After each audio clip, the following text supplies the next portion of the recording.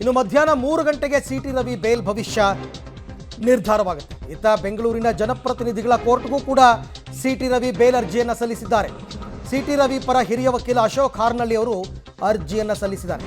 ಬೆಳಗಾವಿಯಲ್ಲಿ ಜಾಮೀನು ಸಿಗದೇ ಇದ್ದರೆ ಬೆಂಗಳೂರಿನಲ್ಲಿ ವಾದ ಮಂಡನೆ ಮಾಡೋದಕ್ಕೆ ತಯಾರಿಯನ್ನು ಮಾಡ್ಕೋತಾ ಇದ್ದಾರೆ. ಜನಪ್ರತಿನಿಧಿಗಳ ವಿಶೇಷ ಕೋರ್ಟ್ಗೆ ಅರ್ಜಿ ಸಲ್ಲಿಕೆಯಾಗಿದೆ.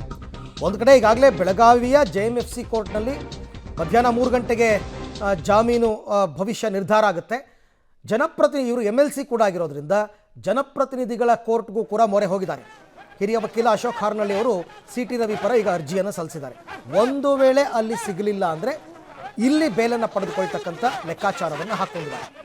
ಆದರೆ ಕಾದು ನೋಡುವಂತಹ ತಂತ್ರ. 3 ಗಂಟೆಗೆ ಏನು ಮಾಡ್ತಾರೆ, ಕೋರ್ಟ್ ಜಾಮೀನು ಕೊಡುತ್ತಾ ಕೊಡಲ್ವಾ ಅಂತಕ್ಕಂಥದ್ದನ್ನು ಕಾದು ನೋಡಿ ಆಮೇಲೆ ಈಗ ಅರ್ಜಿ ಸಲ್ಲಿಸಿಬಿಟ್ಟಿದ್ದಾರೆ.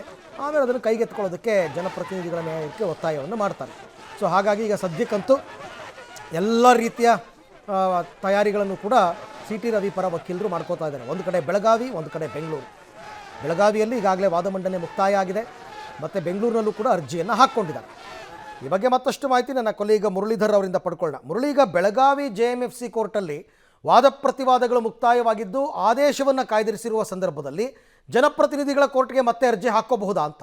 ಅರವಿಂದ್, ಏನಂದ್ರೆ ಪ್ರಮುಖವಾಗಿ ಇವತ್ತು ಕೆಳಹಂತದ ನ್ಯಾಯಾಲಯದ ಆದೇಶ ಏನಾಗುತ್ತೆ ಅನ್ನೋದ್ರ ಬಗ್ಗೆ ಸಾಕಷ್ಟು ಕುತೂಹಲದಿಂದ ಕಾದ್ ನೋಡ್ತಾ ಇರೋಂಥದ್ದು. ಯಾಕಂದ್ರೆ ಬೆಳಗಾವಿ JMFC ನ್ಯಾಯಾಲಯ ಏನಾದ್ರು ಅರ್ಜಿಯನ್ನ ವಜಾವನ್ನ ಮಾಡಿ ಅವರನ್ನ ಪೊಲೀಸ್ ಕಸ್ಟಡಿ ಕೊಡುವಂಥದ್ದು ಇರ್ಬೋದು, ಅಥವಾ ಅವರನ್ನ ಬೆಂಗಳೂರಿಗೆ ಟ್ರಾನ್ಸ್ಫರ್ ಮಾಡ್ಲಿಕ್ಕೆ 24 ಗಂಟೆಗಳ ಕಾಲ ಕಾಲಾವಕಾಶವನ್ನು ಕೊಡುವಂಥದ್ದು ಇರ್ಬೋದು, ಆ ರೀತಿ ಏನಾದ್ರು ಕೊಟ್ರೆ ಅದನ್ನ ವಿರೋಧಿಸಿ ಇಲ್ಲಿ ಅರ್ಜಿಯನ್ನ ಮುಂದುವರ್ಸುವಂಥದ್ದು. ಅಂದ್ರೆ ಮೆಮೋನ ಸಲ್ಲಿಕೆಯನ್ನ ಮಾಡ್ತಾರೆ. ಈಗಾಗಲೇ ಅರ್ಜಿ ಸಲ್ಲಿಕೆ ಆಗಿದೆ, ಮೆಮೋನ ಮೂವ್ ಮಾಡ್ತಾರೆ. ಮೆಮೋನ ಮೂವ್ ಮಾಡಿ ಅದಾದ ಬಳಿಕ ವಾದ ಮಂಡನೆಗೆ ಕಾಲಾವಕಾಶವನ್ನ ಕೇಳುವಂಥದ್ದು.